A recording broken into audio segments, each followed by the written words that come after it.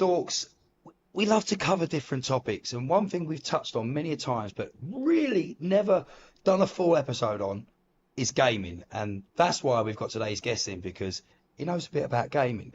And I could tell you all about him, but I might as well hand it over to Woody, because Woody is the one that made this episode happen. So Woody will tell you all about our guest. Yeah, we've got my mate Pure Ben joining us today. Welcome, Ben. Welcome to Talks with Dorks. Hello, guys. Thank you for having me. Really appreciate it. Glad to be here. So we met each other through streaming. I was streaming and Ben streaming, and I can't remember exactly how, but we bumped into each other on the internets, and we've spoke probably since 2022, I think it was. We realised the other day. I think so, yeah. I can't remember whether or not it was just one of those like random Twitter posts. Obviously, it's X now, but back in the good old days, it was Twitter, and you'd get these kind of like Twitch engagement posts where everyone's just, oh, if you're a streamer, like put your name in here, and I'd always try and glob onto those because like it's great for like exposure. Never really went anywhere, but on a very rare occasion, you would actually meet somebody who you kind of like gel with, and that was me and Woody. Back in the day, it was. Do you cover like your old names as well? Is that like common knowledge?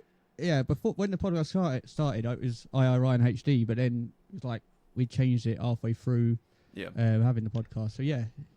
It basically comes across like I'm the only one allowed to use my real name on this podcast, but it's just because I've never really had a nickname that's stuck. So Woody, that came from the radio days, didn't it, Woody? Yeah. I've always been known as Woody, like football days and stuff like that. So I don't know why I ever didn't just go with that in the first place, because it's always been my nickname. And to be fair, I Ryan was quite difficult to get everyone to realise it. 2 I's, 2 A's. Yeah. Yeah. 2 A's, yeah, and 1 HD at the end. Yeah. To be completely fair, like I didn't actually realise there were 2 I's until about a year in, when I suddenly I looked at his username one time and I was like, yeah, it's 2 I's, man. What? It was quite a difficult one. It's like the TARDIS. It's that perception filter. You look at it, it looks just like Ryan HD, but then you look at it properly and you go, no, hang on. Yeah. I always felt really guilty as well, because I thought Ryan was so much cooler, and I was like, how the hell did he manage to get that username, man? It must have been taken ages ago. Yeah, definitely. That's why with the 2 I's, but it's Woody now, so it's a little bit easier. Still had to put the I in there because Woody was taken everywhere, obviously. Oh man, everything that's cool begins with an I. That's it. So going back to the streaming things, how long have you been doing the like Twitch and streaming wise? So I properly started streaming on Twitch, like November, I think, 2021. Was it a COVID thing? No. Well, it wasn't. Not really. Like I had a lot of free time on my hands for COVID. So I've always been enamored with the idea of streaming. This is like deep Ben lore. So we're going to be going back. We're going to be casting our minds back to the days of yore when, like, up was down and left is right and all of that stuff. But I really found myself with like a lot of free time. I got furloughed. It was great. But I found myself with a lot of free time to do whatever. And I've always liked doing stuff on YouTube. So it kind of like snowballed very naturally towards like doing streaming. Because I've always really liked doing video production and kind of like working on that. I've worked on a couple of like low to no budget movies back in the day, really back in the day. But that all came about because I was interested in YouTube, which kind of led to me then learning how to edit. But the only reason why I kind of like learned how to edit was because I was immersed in like gaming culture. So in order to learn how to edit, I was making videos just about video games. They're not especially good ones. They're still up. They are still up. And I am like deeply proud of them, but also cringe every time they come up in conversation. So it's kind of like a bit of a weird thing. But it's always the same with your first few videos, isn't it? Yeah, exactly. Like, I look at myself and I'm like, man, what are you doing? Man? What's this? What's that? The thing is, I feel like it was more creative back in the day, but that I'm definitely digressing. I'm kind of like going off into the weeds. 22 was the time that I found I had the expertise and the knowledge, like the technical knowledge, in order to actually get a stream running and get it up to a good quality, while also having the disposable income to then get like a decent microphone setup, a decent camera setup, and that sort of thing. And that's not to say that, like, you know, buying budget stuff isn't decent. Obviously, you can make do with what you've got. But for me, I had like a specific criteria that I was kind of working towards, and I always felt really kind of self-conscious about not having that level of thing. So it definitely started in 2022. My passion for it started in like 2014. That was when I really became interested in it, but I definitely sat on it and just didn't really pick it up at the time, but I didn't have the opportunity to either. So it's kind of, yeah, naturally 2022. This is current day Pure Ben, and that's when it started, I would say. Two things I was going to point out. With the you say like it's more. It's because don't you think like in the last few years, being at home and being able to do things has become the norm so much that like I've always wanted to do stuff like this. I wanted to do a podcast for a long time. It started with just Mm. audio. So is that now that you can be, you think, hang on, I've got an office that looks really cool. I've got all these Yeah. cool geeky things that I can sit in. I can do so much from this computer just in the last Hmm. few months, what we're doing. And two, I didn't realize that this was going to turn into a job interview. Woody, you're sacked. Ben, I feel like your skill may be what we need on this. I like what he's saying about how good he is at editing, and I want to know more about the editing side of things. And I will obviously definitely be deep diving into some of this stuff you've been talking about. The Hmm. low budget movies, I heard. Yeah, yeah. In what sense? It was so the director of the movie. It was all self-funded, so it was they had a budget of about 10 grand, which is a lot of money for someone to pick up when they're just, you know, they're working full time and they're just like collecting as much money as they can. We were fresh out of school, so it was probably about 2015, I think it was. There's no real trace of the movie now. There was a bunch of issues and drama behind the scenes, and it's a very small and kind of ill-disciplined sort of like group of people that we have together. We had some very fantastic actors and actresses, all local for my area, so kind of like Fenland and East Anglia, and those sorts of areas. So like Peterborough, Whittlesea, Wisbech, and like the surrounding kind of like villages, Bourne, those sorts of areas. Really, really good talent, really ill-disciplined set. Kind of comes together as like, you know, it can be a very high pressure environment, and I think the director didn't have an awful lot of control over everybody. And for me, from my perspective, so I did the audio on it as well as doing the video editing as well. The audio was fine, but it was sometimes like a bit difficult in order to get everything that we needed to get on the day, because there was a little bit of ill discipline. And I'm not necessarily saying that's the actors and the actresses, but for the most of us, we were like mid-20s going down sort of thing. So, you know, when you try and get a bunch of teenagers in a room and getting them to do everything, unless they're like 110% committed to it, they're not really going to pay that much attention, which is, you know, again, that's not common for everybody, but it is in that particular time. So the movie itself was like a slasher flick, like an American style, kind of, if you think like Scream, that sort of thing. Yeah, love Scream. Yeah. Yeah. So, you know, the typical thing is like you've got a bunch of teenagers and they're all like different archetypes, and then there's a killer, and you know they each get killed. The movie was called Hallucinogen, so it was based on a bunch of these teenagers that go away on a kind of like an excursion to like you know, not an abandoned manor house, but it was like sort of like a manor house. They go away for the weekend, but one of the kids, oh, you know, he's a little bit of a shit. I'm allowed to swear, right? Of course you You are. absolutely, you can say whatever the fuck you Cool. want on this All right, podcast. lovely. Yeah. So one of the guys, like, he's a bit of a hard nut, and he's just like, you know what, this weekend needs? It needs some good quality drugs, and I know just this guy. And he goes to see him, and there's like this scene where like this other guy, he's a bit nerdy and a bit like geeky, and he's like got very high self-esteem. And he goes with him, and he goes to meet this guy who turns out to be the killer. Spoiler alert. But this guy, like, they lift open this box, and that was kind of like the special effects budget that we have. You open this box, and it's like a smoke box. So you light a taper inside, and then the smoke kind of like collects in, and then as soon as you open it, it all billows out, and it was like this really cool purple smoke. And it totally choked out the entire room, like gassed us entirely. Yeah, But absolutely. and it bleached the curtains as well. And the guy, it was a proper manor house that we rented. The guy who owned it Yeah. was not happy with us. Apparently they were very expensive. Luckily we had insurance. Well, or rather the director had insurance, so I was just like, glad I'm not paying for that, man. That would have been expensive. They were antique drapes. Yeah. But yeah, so the idea is he opens this box and all of this smoke comes out, and he's just, oh yeah, you know, you get like this underglow sort of effect, and he's like looking in the box and he's like, yeah, that's exactly what I want. And then it's kind of like this psychedelic sort of tranquilizer thing. So people get knocked out because you know this guy, he's dropping it in people's drinks and things they don't realize. But they're getting transported into like these different worlds, and that was really cool. We actually did a bunch of different reshoots where we had different scenes acting out, right? So this one actress that we had, she got transported into like this 50s style sort of like English garden party, but there was a Cadillac there as well. We rented a Cadillac in order to like mint This is all on condition. a £10,000 budget, did you say? Surprising, isn't it? Yeah. In my head, the maths is like, I'm like, no, surely this is about 30 grand at least. There was a lot of begging, borrowing, and stealing involved, and damaging curtains. and damaging curtains as well in order to get it to work. I think in terms of the budget, the insurance wasn't counted, so that was fine. It wasn't just cash in hand; it was just like you need to like open up a claim. And I think the guy who was just sick of us by that point, he was like, you know what, I'm not going to charge you for it, just get the fuck out of my house, please. And that was it. But yeah, so we had all of these different scenes. A lot of them were a lot cheaper. I think the Cadillac scene was the most expensive.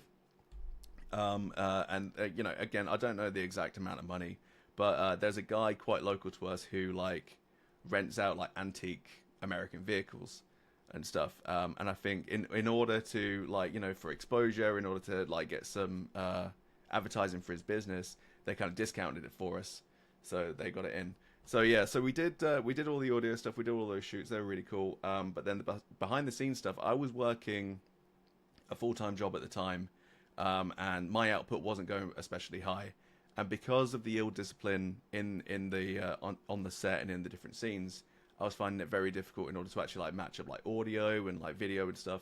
And I was talking to him and saying, hey, you know, I need a little bit of extra support on this, could you give me some help? And he was like, yeah, sure. And then the help would really materialize. So I was working through it. It was fine. But all I had was like a script that was like 5 iterations out of date. So it didn't actually match any of the scenes anyway. So I was kind of like picking and choosing and trying to work it out. And in the end, I think I got 2/3 of the movie done before he canned me, which is fine. That's okay. You know, it's part of the contract, and you know, it is what it is. If he's not happy with it, that's fine. So then he finished it. And then the rest of the cast then revolted against him, which is just ridiculous. And then out of anger, he just deleted the entire scene, the entire movie. And yeah, that was up, really. Wow. It's still out there, I think. You can find it on I archives. want to. and I stuff. literally want to now. I'm like Yeah. listening and I'm like, do you know what this sounds? I just want to see it just because of all the drama that's gone on behind the scenes. Just because like the scenes themselves are actually really good. Like the people that we had outside of their scenes, like they were kind of just like your average sort of teenagers, 20-somethings. But like in their scenes, they were genuinely professional. They were really proper thespians. Some of them a bit highly strung. Okay, fine. Some of them very down to earth, which I got on really well with, and that was really cool. And in general, it was a good experience, I think, for what it is that we did. I do wish that it went a little bit differently, but you know, it wasn't meant to be, and that's it at the end of the day. The thing is, you've got the story, you've worked on a movie like that, you've got to Yeah. be involved in. I mean, as Woody knows, one of our other team members, Scott, he was directing a movie that I was starring in.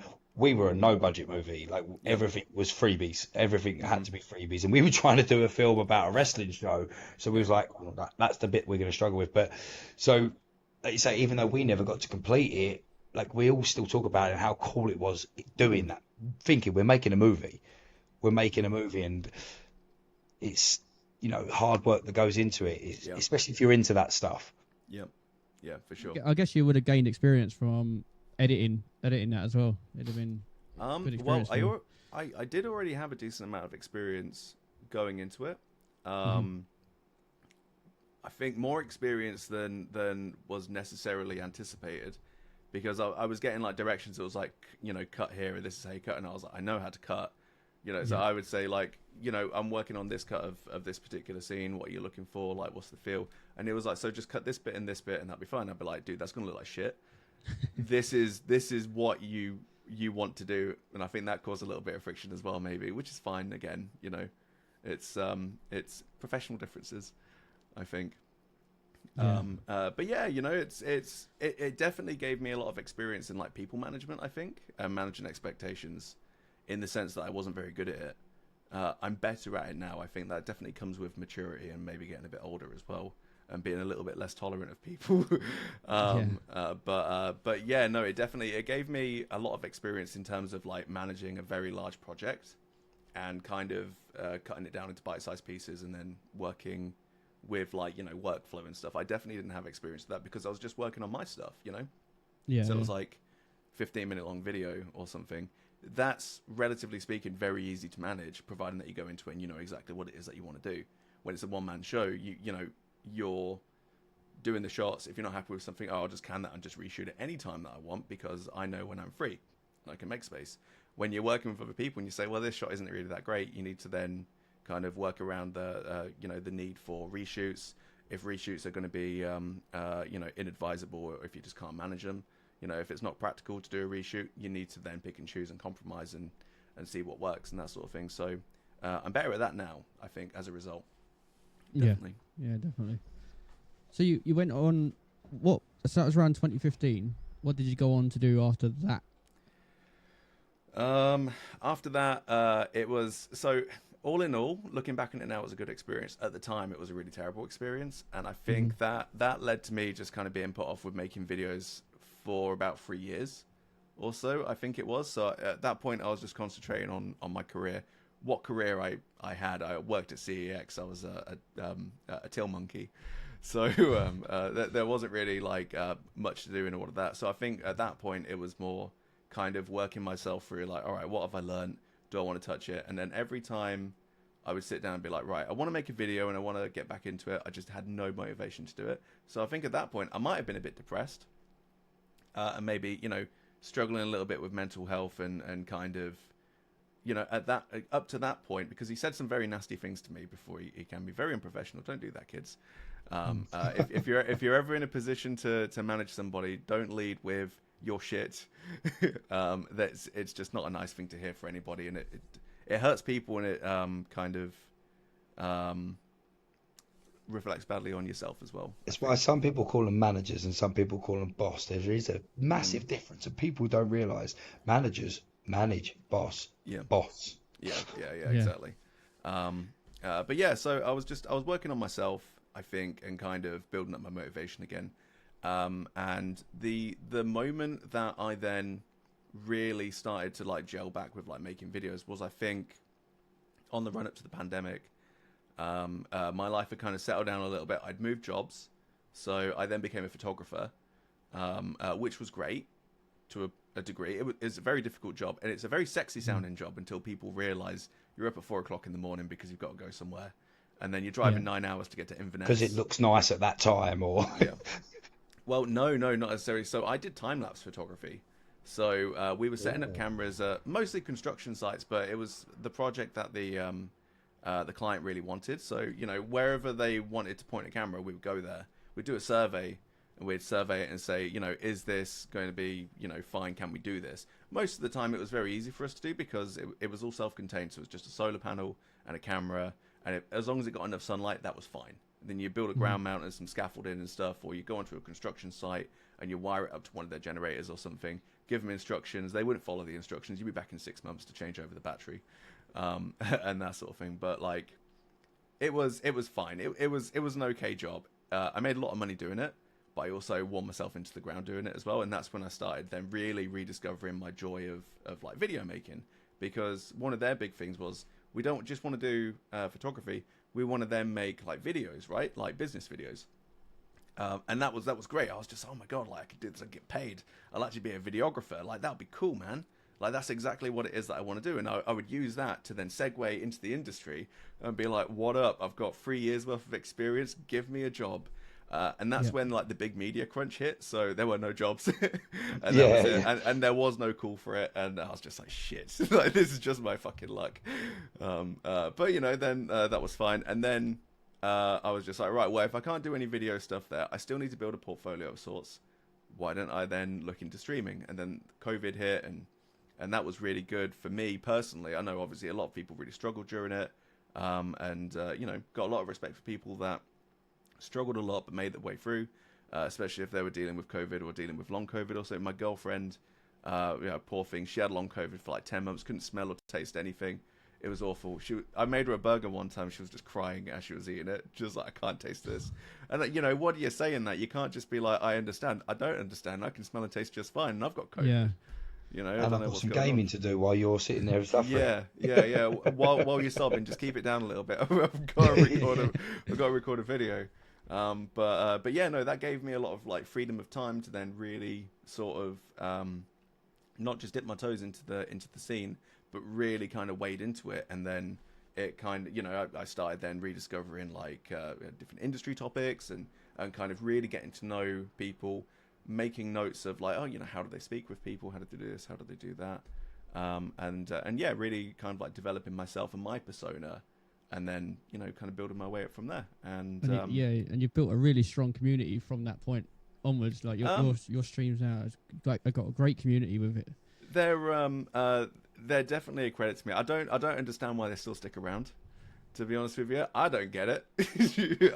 I'll be there anyway, but You've got a very happy demeanor about you. So you know, it's sometimes, how many times have you gone scrolling on an app and seeing people going live, and you just look and go, no.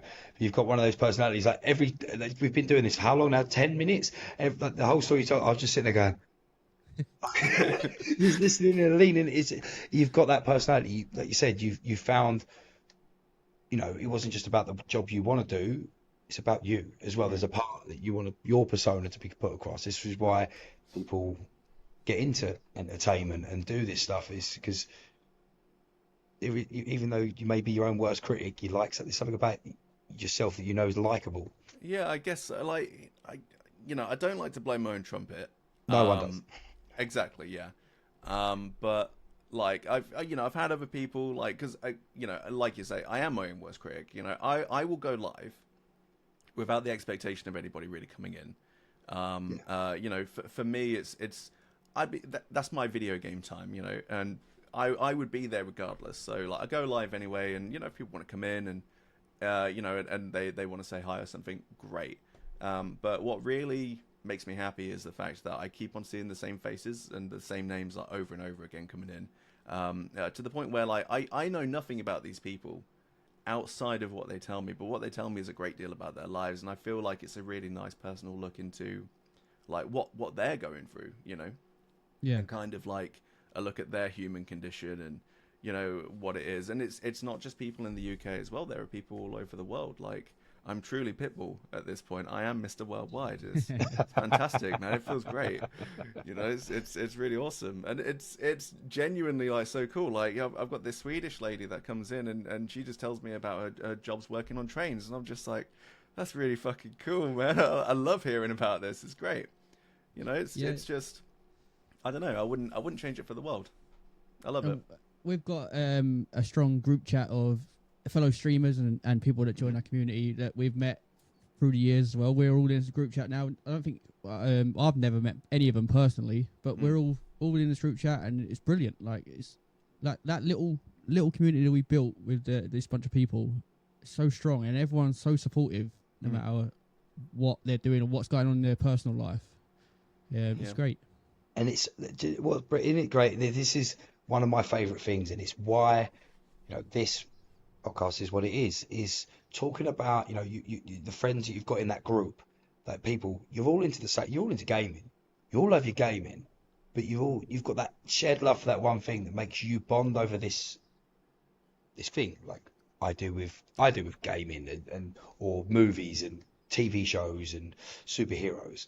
It's that you could talk about it for hours about that one subject, but you're becoming friends in that process as well, and learning about their lives and who they are, and you may not even know what they look like 90% of the time, just because you're having a good chat. Yeah 100%. And it's something that you've done. You've been so consistent with your streams, where I come back and I'll stream for a couple of days and I'm like, nope, I ain't got time to do this anymore. It's got too much shit going on in my life. Your streams, probably since I met you, have been so consistent. Every week you're there 2-3 times a week streaming. Yeah, that's really like my one particular bugbear about streaming is like, you do have to remain consistent because, it gets to a point where, and as much as I don't like to kind of acknowledge the fact that I may be infamous in certain circles and stuff, there are people who expect me to be on at particular times and they make time in their days in order to see me. So if I feel like flaking out on a stream, it really feels like I'm doing them a disservice because like they're making room for me. At that point, I think it'd be rude not to. And obviously, there may be times when, the stars may not align. I might just be having a really bad day, and I don't want to bring that energy onto the stream because it might, first of all, like it might lead to just a muted kind of atmosphere, which isn't necessarily a bad thing. I've pivoted streams before, and I've said, look, this is going to be a bit of a lower energy stream. I've haven't slept very well the night before. I've had a really long day at work, and it's just, it's really bringing me down. So we're going to change games, and we're going to move to something a little bit more relaxed, where we can just focus and put on some nice music, and let's just relax. Let's decompress from the day. As people do, seem to, handle that very well, which is great. Love that. But the one thing that I don't want to do is go in with like a really shitty attitude.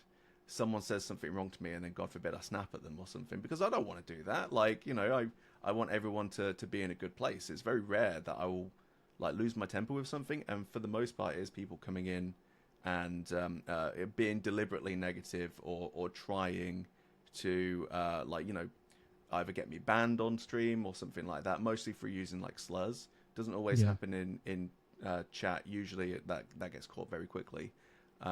What might happen is we'll be playing a game. I do sometimes play community games as well. People can come on, and I've had people before on like free text sort of like entries for like answers for questions and stuff. They drop in slurs because they think it's going to be really funny, and I'm just like, this is why we can't have nice things. So at this point now, I don't really leave it open for anybody, unless they're like very trusted members, usually fellow streamers, because then I know who they are, and if they make things bad for me, I'm going to make things terrible for them, sort of thing. But like for the most part, we can definitely avoid it. So, I do try my hardest to be consistent with things if I can. I think that's probably the best reflection on me as a streamer, is that I do, I'm happy to grind away at it, which is fine, but like, I don't feel like it's grinding. I enjoy my time there, and I see it as an extension of my social life. Yeah. But exactly the way you've put it, like, it's so passionate. You can see the passion in it because, like you've just said, if I mean, I do a few lives here and there, like maybe at the radio or do DJing. If I'm not in a good mood, I'm not as set to be doing it as you, that I just wouldn't go live. You've said I will, if I'm just not feeling it, I'll let the people know. That's again them into who you are, and that's why they like you. That's why they enjoy you. Is that you're being real, and it's the easiest thing to say is being real. And when, like you say, with like the things that people say on there, some people can make you snap. There are trolls. We all know what a troll is, trolls. There are different kinds. There's some that will try mug you off. There are some that will try and make you say things they shouldn't. Woody. I had one recently on a TikTok live. Yeah. Oh, have you been naughty? No, I had someone trying to get me to say something. We can't say it because when you say it, it becomes a racial slur. But poor old Woody, when he repeated what they said, and instantly I was live streaming at the same time mine, and I just went through to him, "Oh, Wood," and you heard the penny drop. And I went, you've got to read it in your head before you say anything. Yeah. One of those situations. There's always knobheads about. There are. It becomes a bit of a fine art managing to kind of like work your way through it. For the most part, like, in terms of my community, I don't know, because you guys go on TikTok quite a lot, right? Yeah. Yes. Yeah, for me, that's like a Wild West. I don't even touch it at this point. I probably should. I think I could probably dip my toe into it a little bit. But right now, like, for me, it's purely just Twitch. And I think because I've got a lot of, like, returning people, they behave themselves very well, which is really good. But like you said, TikTok, it's like the hood. And it's like the ghetto. It's like people go on and say what they want, do what they want, and we'll just they're there to hurt people. Yeah. Twitch is a dedicated thing. It is made for gaming, and it's everything. It's always everything is corrupted. Look at Twitter. Hmm. Twitter is a hotbed of That's just yeah. pure, like Yeah, it's a real cesspit at this point. it Yeah. is so bad. Like I was reading like I think it was Liam Gallagher's tweets because of the whole Oasis coming back thing. Hmm. I'm not into Oasis, but I was just invested because everyone's invested. I was reading it, and I'm reading some of the comments, and he's replying to some of them in the best way, Hmm. like to shut it down. But like you say, Twitch seems to be one of the last remaining social platforms that hasn't really been diluted too much. You probably do. Yeah. I'm sure you do probably do get trolls and issues on there, but Sometimes, yeah, like you kind of, if you spend enough time on there, you do kind of develop almost like a sixth sense for when they come in. You can tell as soon as somebody just writes one thing in a particular way, like maybe they're a little bit over familiar with like the first one or something. You're just like, this guy's gonna want to try and get in my game or something. It's not happening. Or they'll say things in a particular way, and like, oh man, I feel like this guy's going to cause trouble. I don't know. I can't explain it. I don't know what it is. It's just from the benefit of like experience. I can look at someone and just be like, I'm going to engage this person, but I'm not going to engage them fully. Too And then a much, lot of the yeah. time they just don't say anything else because they know that they're not just going to get it. And it's such a weird sort of like situation to be in. I don't because understand it's it. all on you, isn't it? It's Yeah. it's all on you in your response. Yeah. And again, I think like with TikTok, you've got to be very vigilant about because Mm. anybody in the world could pass through your life. Yep. It's just so random, and you get the most random. I've in response to a TikTok of mine that went viral, I had a guy. I'm not even gonna throw shade on it, but like he was getting to me with Hmm. his troll comments, and I was having a laugh with it at the beginning, but it got banned. And he said something about my son, Mm. and my partner walked in on me, replied to him, and I was literally about like, "Oh, I'm gonna calm down. I'm gonna fuck." And she's like, "Stop. Think what you're about to post." Yep. I was like, "Yeah, I was about to like literally Hmm. tell me I'm gonna beat up his mum or something. I don't know. I was going Yeah. home. I was like, breather, don't post it. Yeah. Block him. He's done. Yeah. You're Yeah. getting too invested. I'm letting him win I with mean, his two followers." the thing is though, like when you let it go, it feels like they win, and you're just like, man, Yeah. I have like to have if the I last could get word. away with it. In all aspects of life, I have to have the last word on everything. Yeah, So I completely when he said something that I know I can respond good to, Hmm. Matt, I did wrestling for 15 years. I know how to cut a promo, right? Yeah. I can cut a promo and then go, it's again, it's like your movie. It got deleted before the world got to see how Yeah. good it was, and I probably got banned on everything. Yeah, Yeah, I it would think have you been sent it worth to it, me. maybe. It was Oh, quite funny, but yeah, it got to the point where if Ryan had kept replying, this guy had kept replying, and it had just Yeah. got way too far. It would have snowballed, yeah. And the thing Yeah. is, like when you've got your platform, you have like an additional layer of responsibility, and unfortunately, any repercussions that happen are going to fall squarely on you because you're feeding the troll. And and the thing is as well, if that guy goes, but they see that they get a reaction, like there's nothing to stop them from making a new username or to get their mates in as well, or some other randoms just like, this guy's easy to fuck off. This is going to be a good evening, Yeah, and then that's it, exactly. Oh, man. so Woody, what have we learned from this? Think before you speak. Yeah, exactly. Read the Oh, words. I've told a few friends. I was just like, I'm like, I'm not going to say what it is, and I'll write it out in front of them, and you see them read it and go, oh, oh, oh, yeah, it's not good, not good. Yeah, But obviously, you can see, like he's not done anything wrong. All he's done is in the sense of, but didn't a warning come up, or was that because of something? Or was that because you vaped? might have been because I vaped. I don't think I got a warning for that because I don't. But I think I said what it was slow enough where it wasn't picked up as what it picked should have up. been. But I think did we question it at first because you got the warning? We were like, oh, is that because of that? It was like 5 minutes Yeah, later, and you went, no, I vaped just now. yeah. But yeah, you definitely got to be vigilant with all this shit that we do. So you do obviously you do streaming mainly. You do YouTube a bit as well. Or Yeah, a little bit. So, again, it's kind of like whenever I can find the time. Streaming for what it is, like I'll stream for 3, 4, 5 hours, mm, with very few breaks, and I can just do it. Like I can turn it on instantly, and it's just like, yep, we're doing this, and this is it, and that's fine. Like I tend to kind of get re-energized from doing that sort of thing, which is great. And it's one of the reasons why I'm so passionate about it, and I love it. YouTube, on the other hand, funnily enough, for the output that you get, like a half an hour video or something, it's a disproportionate amount of time that you have to put in it, because I'm very particular about the choices of things that I make, to the point where I haven't released anything for probably like 5 years now, apart from just like VODs that I've uploaded. That's it. And like I don't. The thing is, I know what I want to talk about, but because gaming is so overly saturated in online, especially on YouTube, I want the juice to be worth the squeeze. yeah, If you get what I mean, like I want to kind of put something out that people can enjoy, that I'm very passionate about, and not see, it's got 10 views, 15 views, 20 views. But that's like, the problem. God, man, that was like hours of work. That's the problem we find with, like, right when Ryan first started Talks to Dorks, he was just audio on Spotify, and I said that we need to modernize this, and it needs to be video as well, because people like to watch a video while they're cooking or while doing something in the thingy, and it's not. And just... it's another option, is it?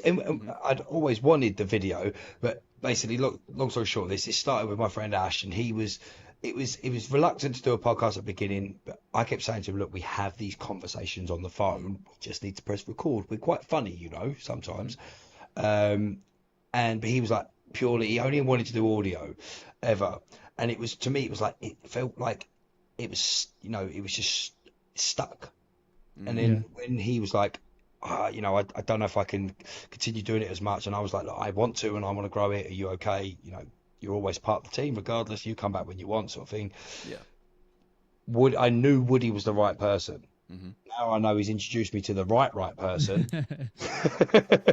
No, it's just, that's what I'm saying. Like, the fact that we could do this, and it's evolved into how many months? 7 months we've been doing this now. Oh, Jesus, February, 7 March, months. It's every month, every week, it evolves into like just little bits. With editing, with this, with that, it's evolving, and quality. Our backgrounds have evolved. I've got from the bedroom at my mum's house to having my own office corner that actually looks like a professional sort of kind of room. Yeah, you got branding in the back as well. Very swish. That's come down from the wall. It's usually up there, but I've turned my camera to an angle. What we've found with YouTube is that you put so many hours in, and YouTube is so saturated with podcasts and stuff. It's so hard to grow and find that audience on there, which is why we try and do a bit of everything, don't we? We've got TikTok going, and that's the way around it nowadays, isn't it? A little bit of a gaming side of things. That it's always stuff that we want to push more, don't we? It's just, not a knock to the others, but me and Wood do a lot of the work. Yeah. There's how many members of the team now? There's me, you, Tony, LaFerd, Scott, 5.5 because of Ash. He hasn't been back in a while. So me and Wood do pretty much all of it. So hopefully the boys are watching this and we're taking notes. Like, pull your weight a bit. Yeah. So we spoke about your streaming. We spoke about what you do on YouTube. What have you got coming up? Have you got any like big projects or big stream ideas, things like that? Have you got anything coming up? Yeah. I've got a few things that I've got going on. So I've got this kind of ties in a little bit with YouTube, but I have after we just slagged it off. Yeah. You can slag things off. It's fine. Well, come on, baby. I'll come back to you. It's all right. Yeah, we're all entitled to opinion. We love you, YouTube. You're amazing. Like, we're here. Yeah. We just want to keep you on your toes, YouTube. It's cool, man. Just put us out there on the algorithm a bit more. Yeah, definitely.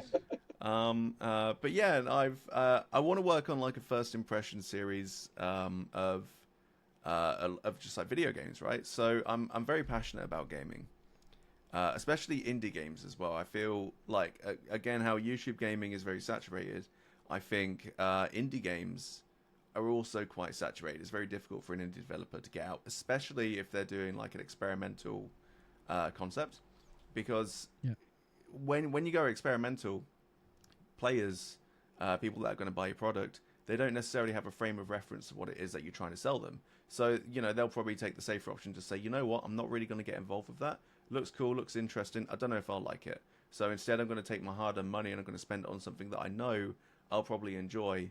That's probably going to end up in their Steam list anyway, and it's going to be unplayed and it's going to be buried under 50 other games. And I'm totally guilty of that as well. I've got about 400 games in my Steam library. I play maybe 60 of them, and I only really play like 4 or 5 of them regularly anyway.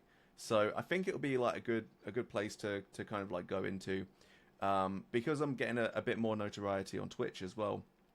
I think I can kind of mix it through with that, stream it, make it into a video, and potentially if I become a well-regarded name in that respect, I can then reach out to other indie developers and just say, look, let's build a relationship here. I'd really love to get a first impressions of a game. I'm going to be brutally honest, but if you're confident in the product that you've got and you're happy to give it to me to then check it out, and I've got an audience of say 500 people that watch me or something, or well, follow me, they don't watch me yet, but if I've got like a decent kind of pool of people to watch through, that might then convert into sales, and that's the beginnings of a good relationship, and hopefully a good series as well. And then people look at me and they say, hey, this guy Pure Ben, I trust his opinion. He gives, he does really good videos. There's no real guff or anything like that. I wouldn't do it to get paid. I'd get paid through, monetization of like the videos and stuff. But networking is more important than money sometimes. Exactly. Isn't it? Yeah. And Networking. Go on. Yes. Sorry. No, I was just going to say, like, networking can definitely open doors into bigger things. You'll meet a decision maker at one point. That's the start of it. Exactly. And I was going to say, you said about you're going to stream it to then upload it. That's a good way of doing it. That's the meta of a lot of the bigger YouTubers are doing that nowadays. They'll stream hours and upon hours of gaming, and then cut it down into videos, and it just saves them time, I guess, because you're not recording then and also streaming again at another time. Well, I think the other benefit of 100%. I think one of the other benefits of having like a community that I can draw upon and like semi-regular people is that we tend to be on the same platforms. So if I do have access to like say an indie game that has multiplayer features, I then have a pool of people that I can then draw upon and say, hey, do you want to help me on this video? A lot of them will do it just out of the kindness of their heart because they appreciate what I do. But the other ones as well, they'll be like, oh, can you get me the game? And I'll be like, yeah, sure, why not? And I'll reach out to the dev or something to say, hey, I want to do a full playthrough because I think it'd be more reflective of the game experience. And they'll be like, oh, that's great. Can I have free keys? And they'll be like, all right. And then they send me 4 copies of the game, and then we kind of like work from there or something. But again, if that leads to say 20 sales or something, that's paid for itself 4 times, 5 times. Maths. Exactly, yeah, it's a really good idea. Yeah. Well, I'm hoping that will go somewhere. I'm kind of like an ideas man. I find it very difficult to actually convert the ideas into actual like usable content. But I do try things. I was hoping to do a cross-promotional tournament eventually, where like we've got different streamers and there'll be like team captains, and then they can draw their communities, and it'll be a really good way to showcase other streamers to other communities and kind of build that crossover. Obviously, not every viewer is going to gel with every streamer, but that might then lead to a bit of crossover, and people from like my stream, for example, then going over to my friend Luna, for example, like going over to her streams, then say, oh, I saw you playing this game against Pure Ben, and like your team did really well, and I'm kind of interested. You sounded really, really fun and cool. And then what I wanted to do is potentially, because I'm building the tournament, I'd then host it on my YouTube channel for like the after action reports, or like just as VODs or something, but then get separate perspectives. And then whenever like some action happens or something, doing like a picture in picture moment, what like you have with like football, for example. You'll have picture in picture where like you can see a moment before, like this is the action replay, but this is what's currently happening in the game. Wasn't that a really cool play? And then you see it from like different perspectives, and I thought that could be really cool too. Really, I don't know when I'm going to find the time to do this, but I'll find it somewhere. It sounds well complicated. I was sitting there thinking then, it was like, mate, that's going to need at least 6 of you to do all this, but you're doing it on your own. We've got that. We've got that though. Like I have community nights usually every Saturday or every other Saturday, usually, and I reliably can get about 12 people together, and they're all streamers.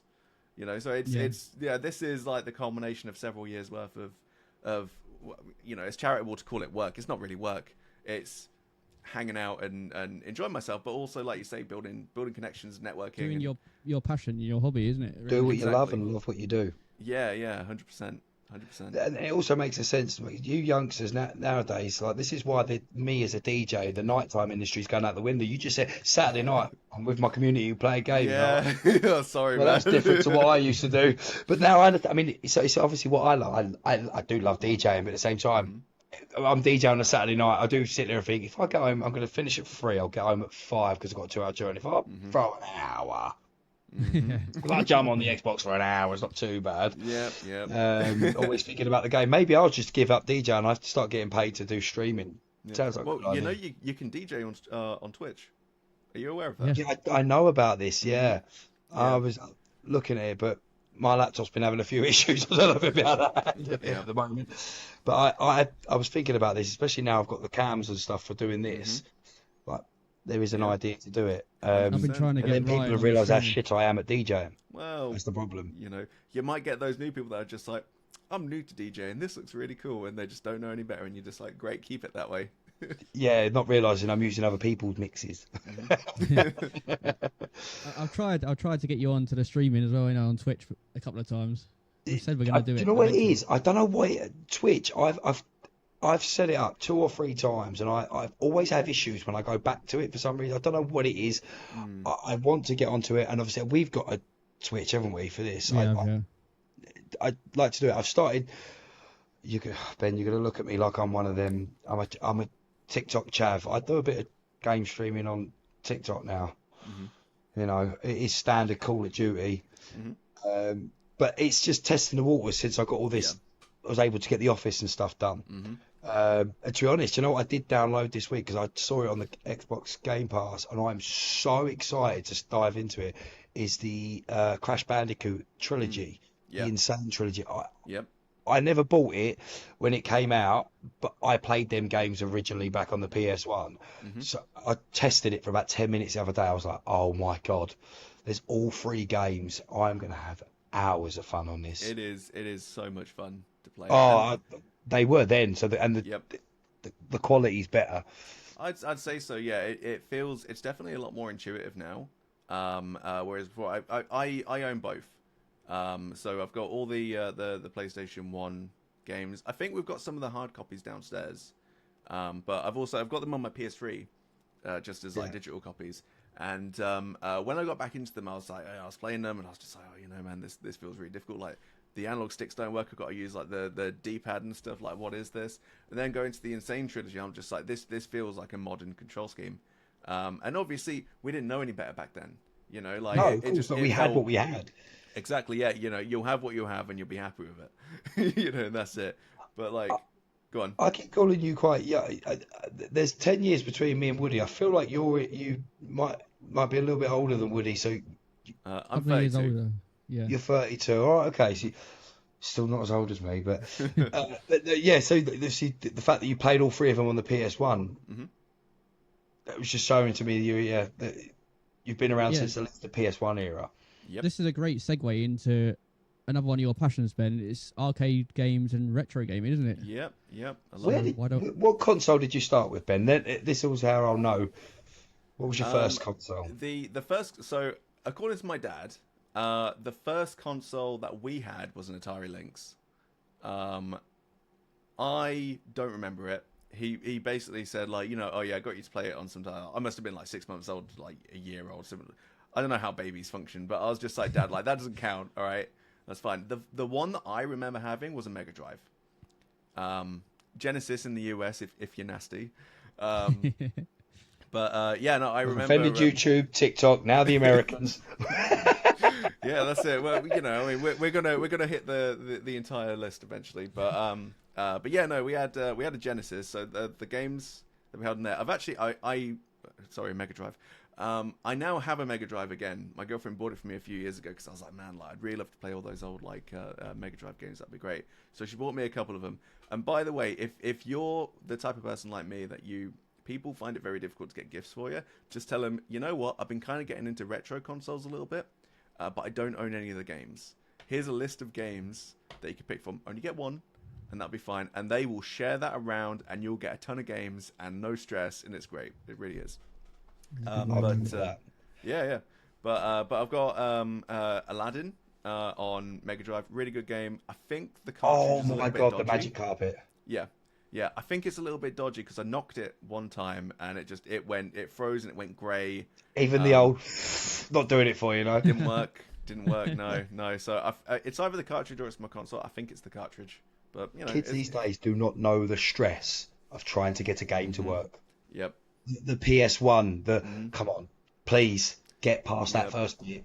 The Mega Drive, if it goes past the Sega, there was spending ages, different techniques of, and also and scrolling through like 100 different channels until you find like the channel. Tuning it, having to tune it. I had to do that when I set my Mega Drive up. Again, one of my favorite parts of it is you can't see. Sega, I've got my Mega Drive, my original Nintendo, PlayStation, Xboxes, everything on a shelf. So, like, booting up the Mega Drive with the kids, and going, listen, right, you can go out there and play your Fortnite. You're about to experience something. We're going to play the original Turtles game, all right? You ain't going to get past level 1. We never did. The hardest game that ever existed, we're going to play it. For sure. But yeah, no, I'm a really big fan of retro consoles. I'm getting to the point now where I don't really have the room in this house anymore for them, but we keep on collecting them anyway. I've got an NES just behind my shoulder. One of the crystal green original Xboxes. Didn't realize that was the original limited edition, but we ended up getting one of those, which was great. Really that was cool. the first Xbox I owned. Was that the original crystal green one? Not the Was that your first console? No. The GameCube was probably my first console. Yeah, I think the PS1 because I remember your dad having a PS1. Yeah, I had the GameCube as my first. Out of all of the retro and original ones, and what is your favorite console? Are we counting PS2s as retro? Yeah, I think so. Yeah, I think we're at 5 now. It's quite retro. I suppose so. Yeah. It's hard to remember that they're like over 20 years old or nearly over 20 years old. I'd say probably the PS2. I definitely spent the majority of my formative years playing on that. I think that apart from PC, that was the one sort of like defining aspect of like my secondary school. And that was the thing that, me and my friends, we would all sort of like congregate. I wasn't one of the sports kids or anything like that. They can go off into the fields and play their football. I've got video games to talk about, and we get together and they'd be talking about the Final Fantasies. Never got on with Final Fantasy. Didn't really gel with me too much, but I was big into like Ratchet and Clank and like Grand Theft Auto and Burnout 3 Takedown. Legendary game. In my opinion, probably one of the best games of all time. Hit and Run as well, and a couple of other ones, Tekken, that sort of series. Yeah, so I'd definitely say PS2, honorable mention PS1, and Game Boy Color as well. Oh, yeah. I would say, but purely just for Pokemon. Yeah, that's a brilliant choice. What would you say is yours, Roy? I think we spoke about this. My favourite console, I was stuck because I look at my formative years of being a combination of Mega Drive, PS1 and PS2. So I was looking for it. I'm probably going to go... I hate that. It's so tough because I love my Mega Drive. I feel like I'm going to cheat on it by saying PS1. But like that was when I got my PS1. When did that come out? 97, 98. So it was like I was 12. Yeah. So there was games like being at 12 and having Tekken. And having your mates coming over playing the original Tekken, the original GTA, SmackDown games. We were into our wrestling games. And my favourite game on the PS1 of all time, Abe's Odyssey. Yeah. Do you know what? I as soon as you said my favourite game, I was like, Abe's Odyssey. I was like, It's the most stupidest game in the world. It's a little green farting alien that goes, oh. But he's amazing. Yeah. I've repeated and completed that game so many times. The second one was good, but there was too much. Mm. In the first one, you had to find 99 of them little green dudes, go far, Yeah. make a funny jump through a portal. Second one was like 500. Like, nah, Yeah. Too they were much. hidden in some fucked places in the first one. I ain't doing this again. Hmm. Yeah. But they So were. It was such a good game. Mm. we've done our top 5 games of all time on this channel, Ben. Yeah. We're curious to know what's your top 5. Oh, man, Oh, on it's the like Have you, spot. have you got a This top wasn't one of the 5? questions you sent me, man. It wasn't, Oh. but it's just come up in my head because- tangent. Remember? Yeah, and Ryan's just said he's top 5, so All right. Okay. What of all time doesn't matter what console, no generation, nothing all like that. time, yeah, anything. All right. Okay. Burnout Free Takedown. So you know how like most a lot of people that played Tony Hawk's Pro Skater 4 and 5, I think it was. They said, yeah, my music taste is like lifted from Tony Hawk's. My music taste is lifted from Burnout Free. Same sort of like American style skate punk. It's that along with listening to The Offspring is what got me into like rock music and metal and all that sort of stuff. So I could just sit there and just listen to the game and just enjoy it through that. And with Grand Theft Auto as well. I think it was like a mixture of all three. But in my opinion, Burnout Free is probably one of the greatest games crafted for the purpose of just making an enjoyable, chaotic, anarchic kind of like racing game. You know, you're gonna go in there, you're gonna know that you're gonna be crashing, you're gonna be just like you're blasting your rivals like left, right, and center. It's like the perfect meld of like fun and sheer lunacy. It's just it just works. It's great. It's a fantastic game. I'd always go to bat for it. But that's number one. And then in other terms, like the games that I grew up playing, in my opinion, still really, really good, really hold up very well, are Unreal Tournament, the 1999 edition. Really big fan of that. Still play it. Epic Games did it dirty by delisting all of it and just basically ignoring it and pretending it never existed. But for me, from my point of view, again, it's such a well-crafted game, and the fact that it was basically almost like a game that was packaged with Unreal Engine in order to get people to buy Unreal Engine. And it's like, you know, you can practice it using the Unreal Editor and it will come pre-packaged with Unreal Tournament. You don't see decisions like that anymore, man. It's just such that was like a strategic coup in terms of like, right, how do we sell this engine? Let's make a game in the engine and then allow people to edit the game using the engine and then sell them the engine. And I just imagine in a boardroom, loads of people saying that's not going to work, and then one person's just like, let's give it a try. So they give it a try, and it's just a massive success. And then they just shat the bed, and they just didn't do anything with it, and it makes me so angry to this day. But it's so fantastic. If I'm allowed to pick the entire series, I'd say Crash Bandicoot, because I think again in terms of like an action 2.5D platformer, it works really well. It's fantastic. Like you say, that trilogy. Every one of them was fantastic, and they changed enough for it to continuously feel like that third one with the time vortex, so fucking good. Yeah, absolutely. Like in terms of the music as well, I always feel like the music for each stage fits the overall theme of the game while also making it different enough per stage. And I was recently having this conversation with somebody who speedruns Crash Bandicoot and Spyro, because Spyro, they're what often game? combined together. I recently finished Spyro, and I like Spyro. I really do like Spyro, but you can see as the games progress and you go from 1 to 2 to 3, the games get bigger, but the overall content kind of feels like it declines in terms of quality. Whereas in terms of Crash Bandicoot, because it's basically just, you know, a very linear kind of like, right, this is your level and you're going to be platforming and you need to make your way through, and it tells a bit of a story, the Bandicoot trying to get to the end sort of thing. You know, that's the story. There's nothing sort of like around that. Because of the lack of exposition, you don't really need any sort of story. It's just like, right, Bandicoot, jump, smash, bumper fruit, done.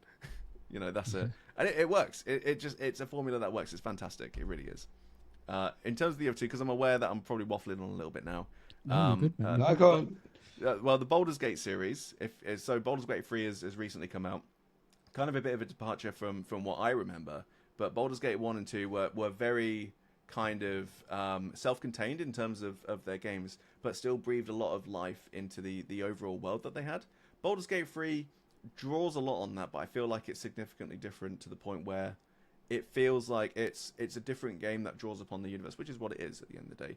Not a bad game, not chucking any shade towards Larian or anything like that.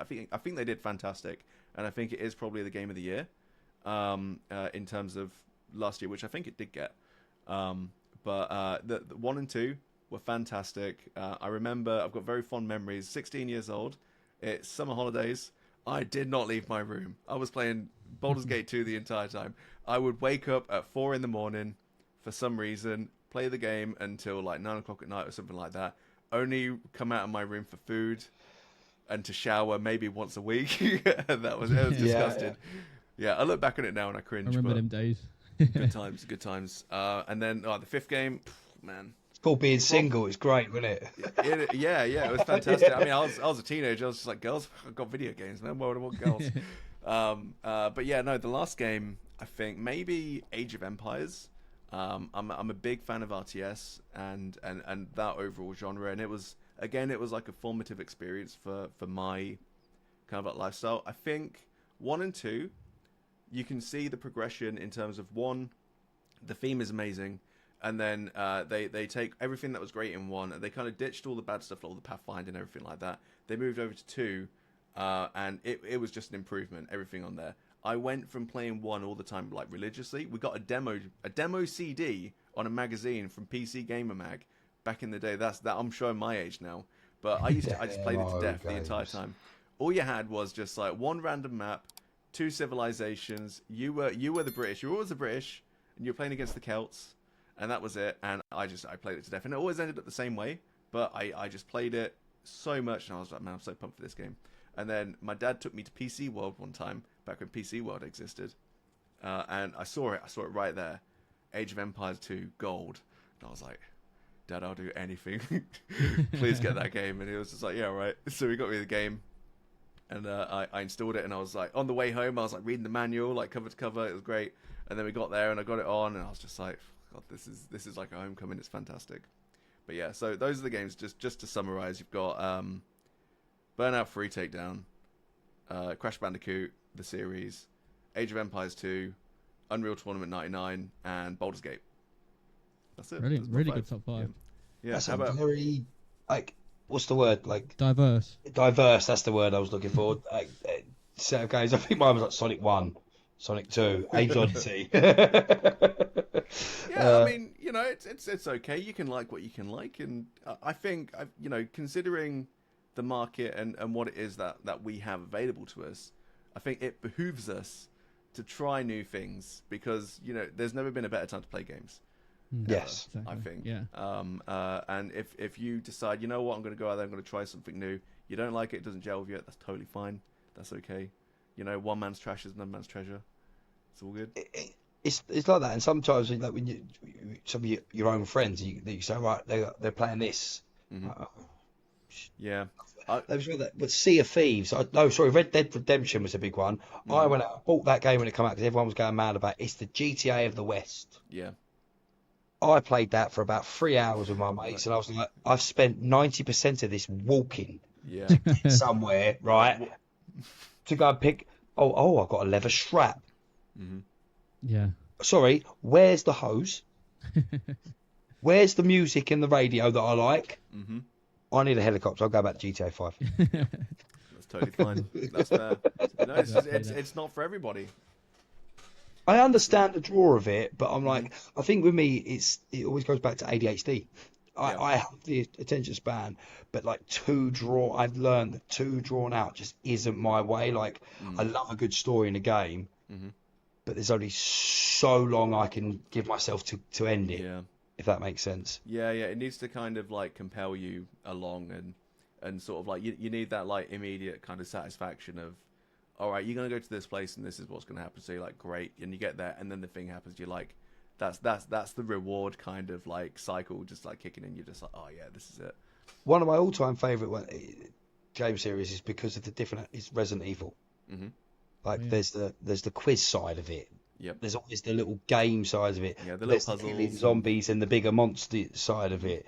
There's the different keys for different things. It's like I don't know what it is about that game that's just drawn me in. But as I do, it's everything I just said. It's that every Yeah. different little element I love, and I love being scared shitless. Yeah, that's a great game to play. Yeah. It's a great game to play on your own because the Definitely. noises you make. Yeah. I really struggle with horror games. Like I think Resident Evil is probably like on my barometer of what I can play, but anything I hate being chased. It makes me so anxious as a person, and I know I'm playing a video game. But have either of you guys played Soma before? No. No, So never know. have you played Amnesia at all? I Have you heard of it? attempted to play it I one know of time, Amnesia, but I've I've never not played it. actually played it. No. Okay, so Soma's by the same guys that did Amnesia, and it's a kind of like it's a game. It's a first-person game. You walk through. I'm not going to spoil it because it's if you kind of spoil the story, it ruins the entire reason to play. But you wake up. You're this guy. You wake up in this kind of underwater base. And there's lots of weird, freaky shit that's going on. You have no way of fighting back against any of the monsters or creatures or anything that you find.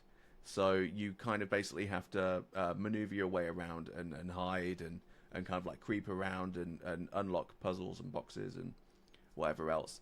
And it took me probably about 30 hours to play through. It's a 3-hour game.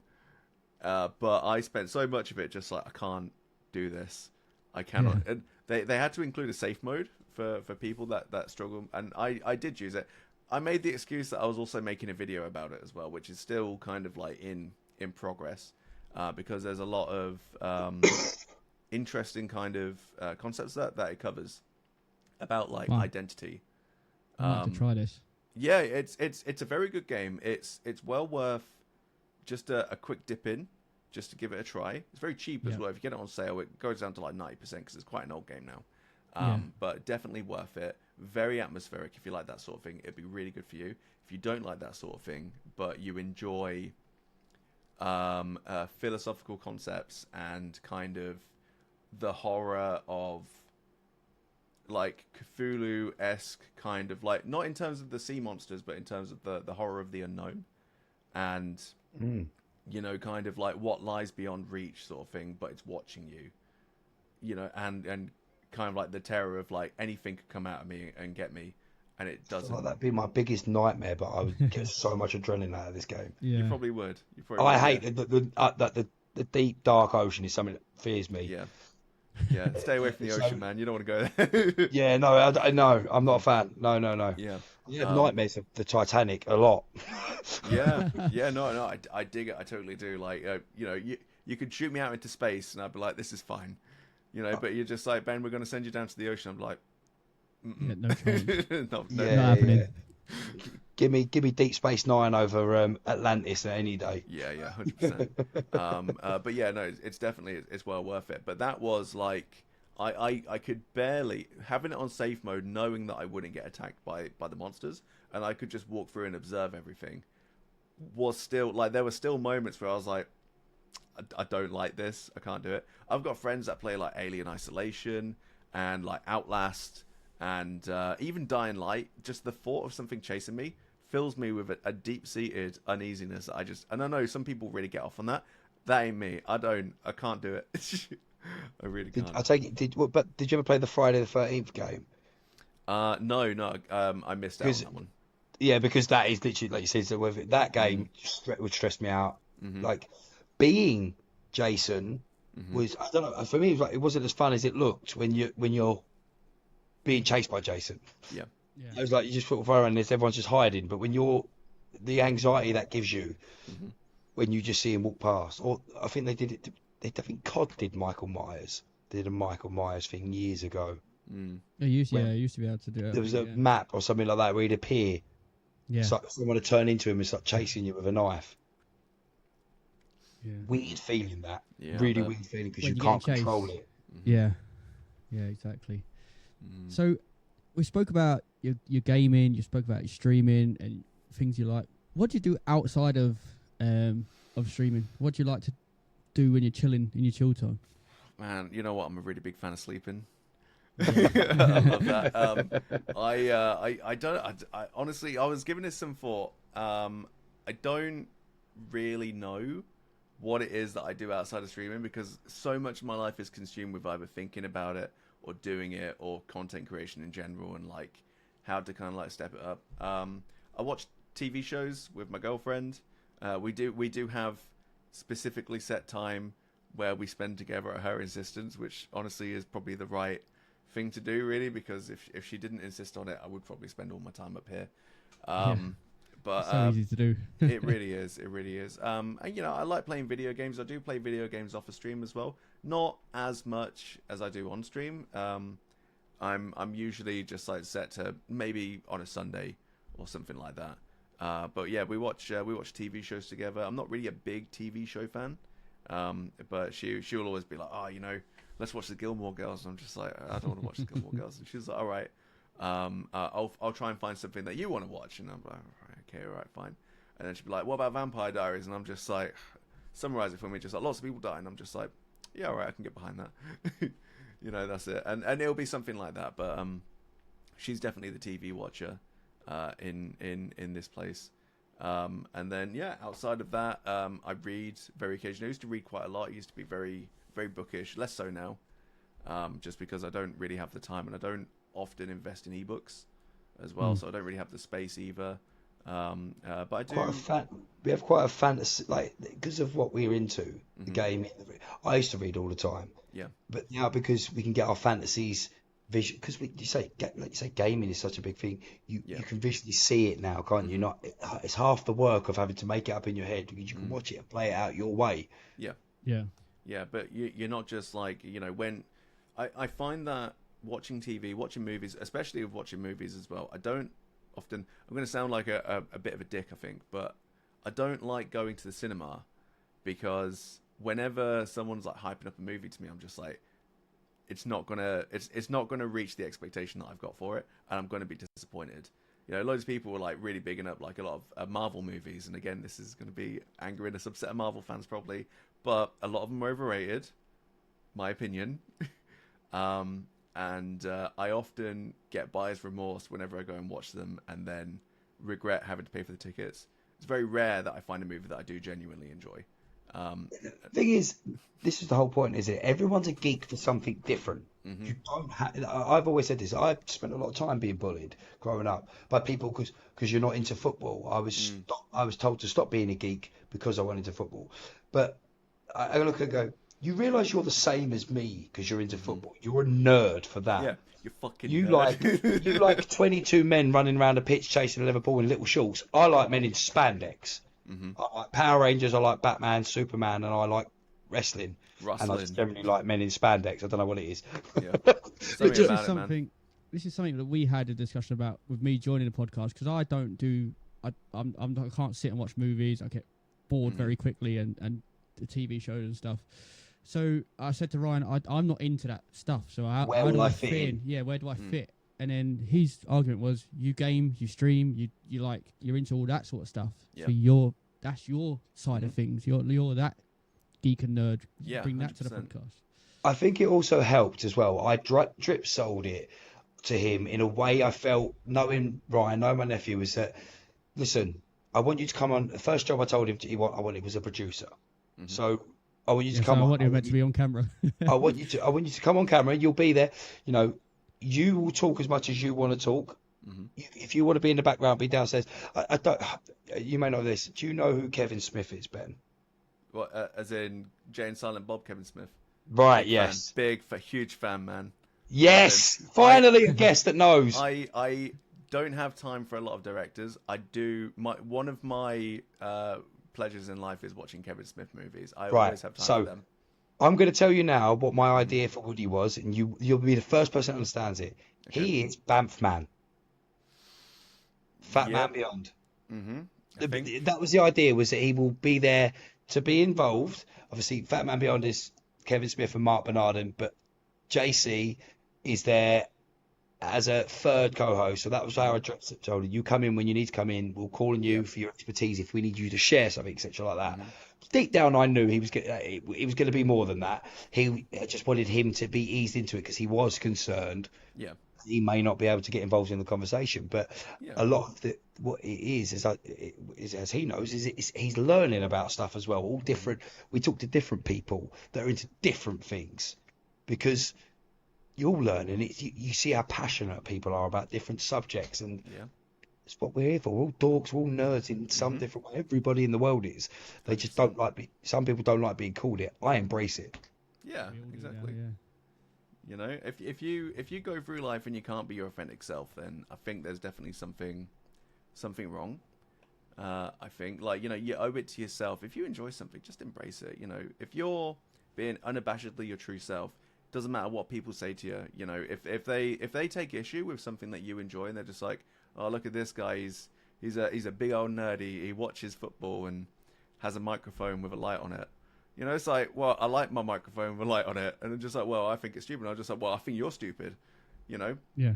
And that's all it breaks down to at the end of the day. Like, I got into an argument with somebody, funnily enough, on TikTok, because he was talking down to one of my friends who happens to be a girl and who likes cars, but was caught unawares for a TikTok video and was asked what her favorite car is, and she was just kind of like, I like this car. You know, like just on the spot sort of thing. And he was just like, oh yeah, it looks like you've just you've been told what to say or something like that. Because she's stereotypically, she's like an attractive girl, and it's just like she can't be interested in cars. She's clearly just there as like a face or like a draw or something like that. And I was just like, she's got her own Instagram page. She has a car with like more mods on than something like 90% of all people that claim to be like car enthusiasts. She knows her stuff. And then he started slagging me off because I was just like, oh, you know, you spend all your time just playing video games and you've got a Pokemon tattoo and you're like, you know, 30 something. And I was just like, I like what I like. You know, you're not hurting me. You're just saying what I do. And I was just like, yeah. And he was like, well, I'm embarrassed for you. And I was like, you're the only person that is. You know. Yeah, exactly. You have to embrace it. You have 100%. to embrace your geeky and your nerdness. It's brilliant. Yeah. Do you ever find as a lot if you when you're out in a social situation and you're meeting new people or something like that, do you ever find your own ways of working out, you know, if someone's my kind of geek or not just like, so I hate being bullied myself, but like just like the football kind of crowd, which I'm not, but I can blag my way through enough. You know what I mean, to have the conversation. Do you ever find you have your own ways of doing it? Like for example, for me, I have this coin on my hand. Now I can tell from different responses of what sort of conversation I can have with someone when they ask about this, because some people will say, "Is that Bacardi?" Yeah. Some people either, I mean, it's rare for them to actually say it's the white Power Ranger coin, which it is, but a lot of people will go, "Is that Dragon Ball? Is that Goku? Something to do with Goku?" So if I know, I from them two things, if it's Bacardi, I'm like, all right, Yeah. we're gonna have a fun conversation. But if it's Dragon Ball, I'm like, it hurts. Yeah. We could talk It's just about- like, we've got something to talk actually, about. It's Power Rangers. And then they're Yeah, just like, it's actually Power Rangers. legit, Oh, man. yeah. You start that stealth conversation with the Bacardi talks like, yeah, but no, it's Power Rangers. They go, oh, is it right? Yeah, Yeah. and walk off. Yeah, end of that one. Yeah. You've Go on, got I a want to talk to tattoo, you haven't Ben? anyway. 100%. You've got a cool tattoo, ain't you, Ben? You've just had I do. a brand new sleeve done. Oh, my sleeve. It's not finished yet. Not finished yet, But yeah, but it's a Pokemon sleeve. Would you like to see it? Absolutely. Okay. I'm going to have to, because on the video it will. yes, Can I we'll expand expand Ben's you. Yeah. Where's my mouse gone? There it is. Oh, you're about Expand to see you. me in full HD. Yeah, get the full square on this All right. way. Okay. So it's a full color. It's like I said, it's not finished yet. I still have one session left. Excuse me. I still need to work it out. But this is The yeah, colour on that though. It's great, isn't it? The colour pops so well. Nice thick lines as well. Mm-hmm. Traditional How style. long has that taken, Ben, so far?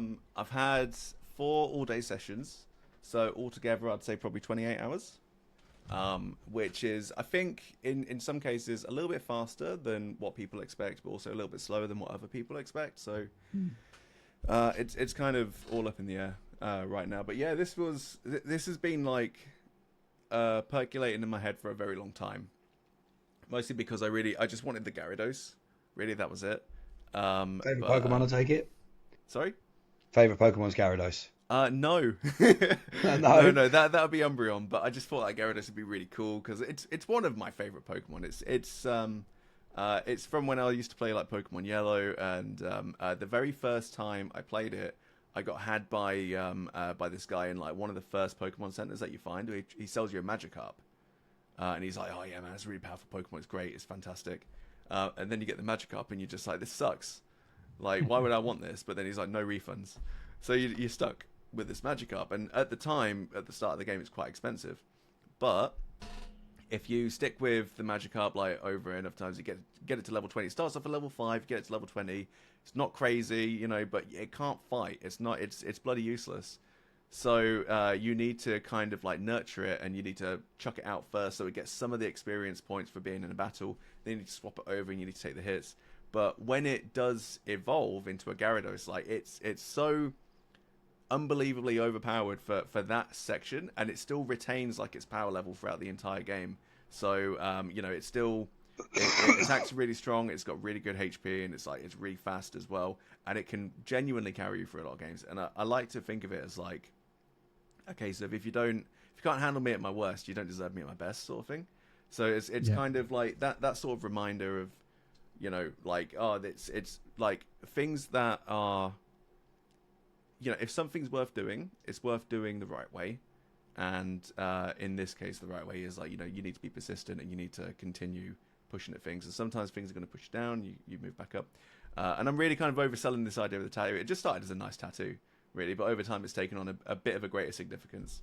But again, I made mistakes when I was younger of having like stupid tribal stuff, like because it was cool at the time, and I just wanted to have a tattoo. And That does look a bit like Jin Kazama's tattoo though, from Tekken. to be fair, never thought of that. I'll have that. It's actually just three really bad different parts of tribal put together that now have the Joker's laugh coming out of it, saying "ha."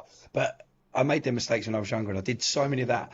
Then it was when I went to Malia for 5 years. I ended up eventually managing a tattoo studio, but was having stuff that I wanted, Joker, and it's again when I was first started having tattoos, I was still kind of in the phase of being told that I couldn't actually be a geek.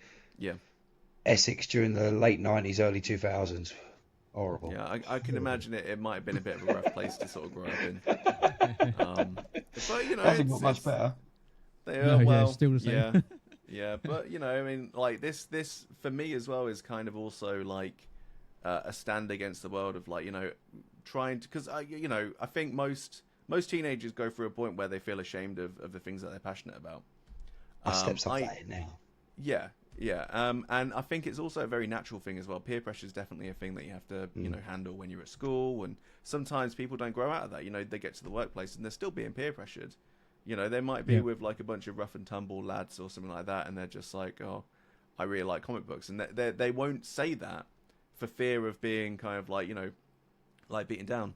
And I used to go to a lot of construction sites in my old job where you would get those sorts of people. And some of the older timers would look at, you know, like my Pokemon tattoos a bit askance. At the time, they were just like black and white, so it was, you know, it wasn't as eye-catching, and for the most part, it'd make its way through. But I always remember I went to a place just outside of Liverpool. I think it was in Warrington, and I met this guy that I can only describe as the Scouse version of Steve-O. He was. I don't understand what he was on, but he shouldn't have been working. You know. But he was meant. He was so funny. He was so good. He was the gate man, and he would just wander off for periods of time and just let anybody through. And he must have gotten fired because the next time I went there, he wasn't there. But he had. It was too good. Yeah, exactly. But as soon as, because he actually saw my my King Boo tattoo. This is the same guy that did this. There's some great colour in them toes. Do you know what? I'm blessed to so have. well. I am genuinely blessed to have such a talented tattoo artist. He's also a singer, by the way. If you're interested, listen to LeBrock, very good band. Shout out. Tattoos by Shawnee P. Shout out. He saw my. I want to be his friend. He's a rock star and a tattoo artist. That's like the coolest jobs ever. He's going on tour soon, actually, as well, across the UK. Tattooing or singing? Singing. Singing. He's in the off season for tattooing. He's still singing now, and he's coming back to it. That should be his gimmick. You know, like I had who was it? Margot Robbie and Steve-O Yeah. do tattoos as part of their gimmick as well. Mm, Hey, yeah. Why on not? tour doing tattoos afterwards. Yeah. Get backstage, have a tattoo done by a singer. I think it'd be pretty cool. Yeah. I think by the end of his gig, he'd probably just be like, I'm just gonna do basic stuff like infinity sign and just there you go, off you go. That's it. Yeah. But yeah, no, sorry, I've kind of lost my train of thought a little bit. So yeah, we're talking about the guy from Liverpool. That's what you're Liverpool, yeah, Scouse Stevo, that was it, yeah. Yeah. So he spotted my King Boo and he was just like, man, that's sick. And then he started literally undressing, showing me all of his different tattoos. I've got vans and like construction traffic all behind me. I'm just like, this is like, this is probably the nicest experience I've had on a construction site. You're also being a colossal pain in the ass right now. Can we please just get to work? Like, we've been here for about 10 minutes. But yeah, it was great. So I think like in terms of taste and stuff, construction sites used to be the best sort of yardstick for manly sort of activities. You could see in like the Daily Mail, I think like construction sites are going woke. Men are talking about their feelings, blah blah blah blah blah, which is obviously like mental health and stuff, especially for construction workers, but just for men in general, isn't talked about enough as much as it should be.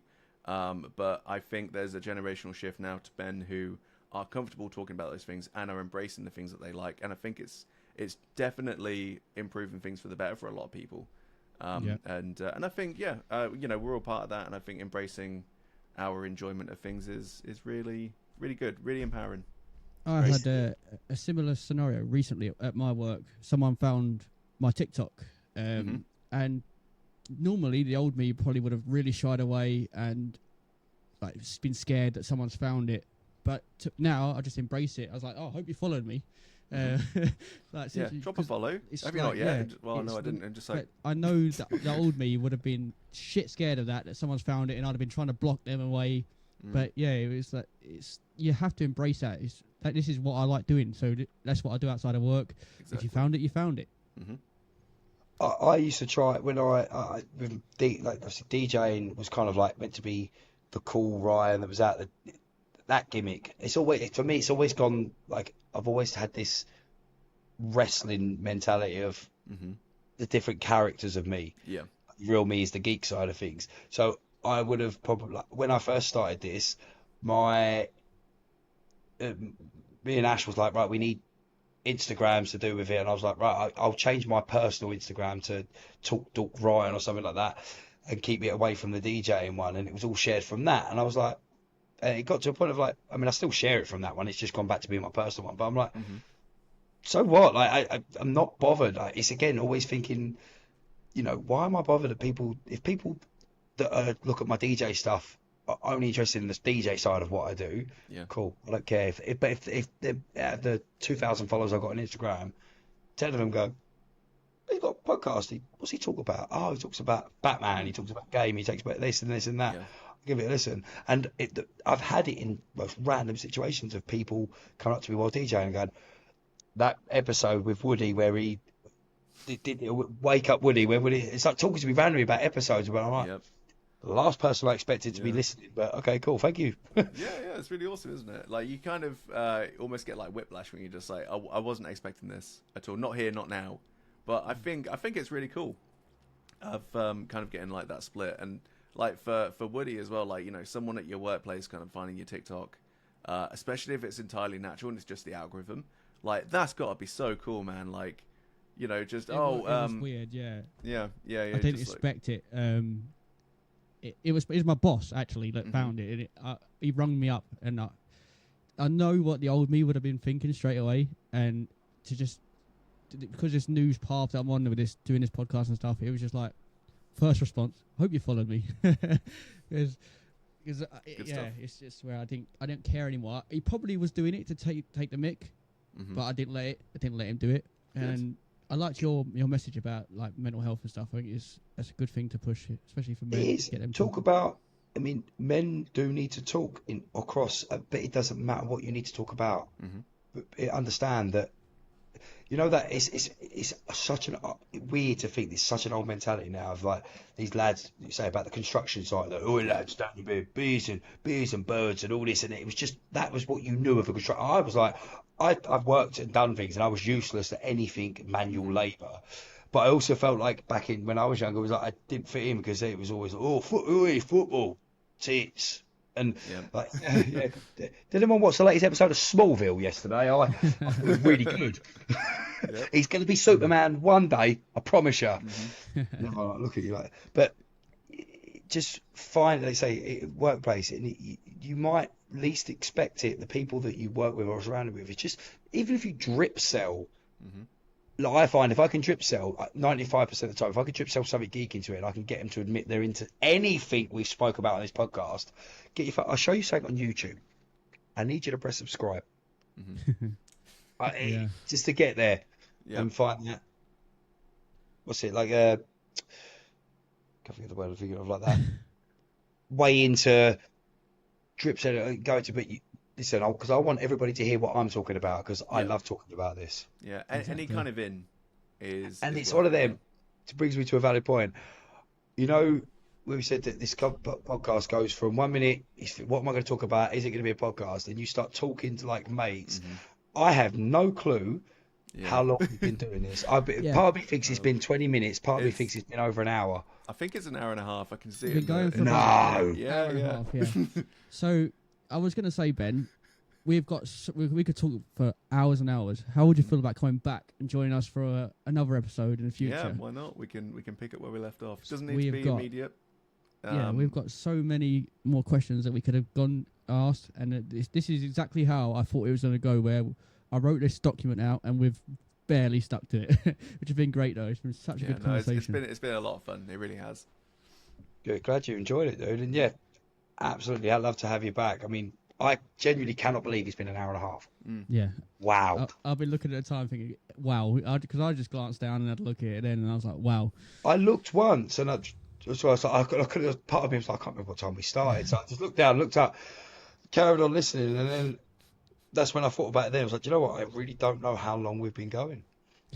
Yeah, so do you want to give out your socials, Ben? Give yourself a shout Yeah. out and.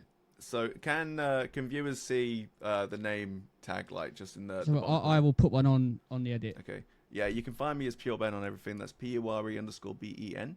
I'm on all major social media platforms, including Discord as well. We've got a Discord community full of people that ties in with streaming and with content creation and Instagram and all of that stuff. There's usually something going on each week at some point. Sometimes several things going on whenever. And we have a really nice community of people. Do a lot of community games and stuff. And we are like a sort of like group of like-minded people, a really good mixture of people as well. It doesn't really matter where you're from, as long as you can behave yourselves. There's like a minimum level of rules that we have, which is basically don't attack people, be kind to each other, and that's it. They're all a really great community of people. So if you feel the need to be part of something, you can be part of that. It's all good, or not. It's fine. I 100% recommend go and check out one of his streams. You'll be hooked straight away because I've been around for a few years now, and there's such a Once great I community figure out out there. Twitch, Ben, you'll get a follower out of me. I'll get there in the end. Love it, mate. Love it. And speaking Thank of you. Discord, we've started a Discord now. Mm-hmm. I've started getting it up and running yesterday, so there'll be a link to that somewhere in the description or something. Excellent. And you can Well follow Mhm. at Talks with Dorks or at Talk Dork Podcast and everything else. Mm-hmm. Anything else to say, Ra? If you haven't given out your own personal ones, at the DJ Ryan S for me on everything. Woody, And at iWoody HD on everything else. cool. But yeah, thanks for joining us, Ben. No We'll problem. definitely plan in another one, and we'll finish this conversation Yeah, for sure. another Thank time. you so much for having me, guys. I really appreciate it. Been a pleasure, mate. See you later. See you In a later. bit.